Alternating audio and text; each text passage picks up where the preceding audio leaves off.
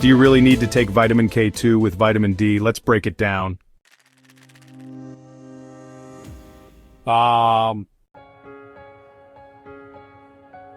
Let's start with a common misconception. Vitamin K does not equal potassium, the element symbolized by K on the periodic table. Vitamin K is a fat-soluble vitamin, just like vitamins A, D, and E. This means it can build up in your body, unlike water-soluble vitamins like C and B, which are excreted in your urine if you take too much. Vitamin K1 versus K2. K1, also known as Phylloquinone, is found in green leafy vegetables and cruciferous vegetables, such as kale and broccoli. It plays a key role in blood clotting. People on blood thinners like warfarin or Coumadin need to manage their K1 intake carefully. K2, or Menaquinone, comes in many forms, mainly MK4 and MK7. It's found in fermented foods like natto cheese butter and chicken, especially wings. It's also present in some animal products. K2 helps regulate calcium distribution, moving it into bones and out of arteries. K2, or Menaquinone, comes in many forms, mainly MK4 and MK7. It's found in fermented foods like natto cheese butter and chicken, especially wings. It's also present in some animal products. K2 helps regulate calcium distribution, moving it into bones and out of arteries. Why the buzz around vitamin K2? Vitamin D increases calcium absorption from the gut. That's good, unless too much calcium ends up in your bloodstream instead of your bones. This can lead to arterial calcification, increasing the risk of heart disease and stroke. Here's where K2 comes in. It activates two important proteins, osteocalcin, which pulls calcium into your bones, and matrix GLA protein, or MGP, which keeps calcium out of your arteries. So, in theory, taking vitamin K2 with D3 helps make sure calcium ends up where it belongs. Let's dive into the scientific evidence and studies on vitamin K2. So, should you take vitamin K2 with D3? What the science says.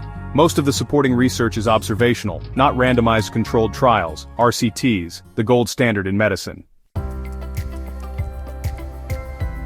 Many studies are sponsored by supplement companies which could bias the results. No reliable blood test for K2 levels exists. Indirect markers exist but are not commonly used. What the evidence shows so far, the best evidence for benefits is in postmenopausal women. K2 may help improve bone density when combined with vitamin D. No strong evidence yet that it reduces fractures or prevents heart disease. One large randomized controlled trial for aortic valve calcification showed no benefit. For now, benefits for cardiovascular health remain unproven.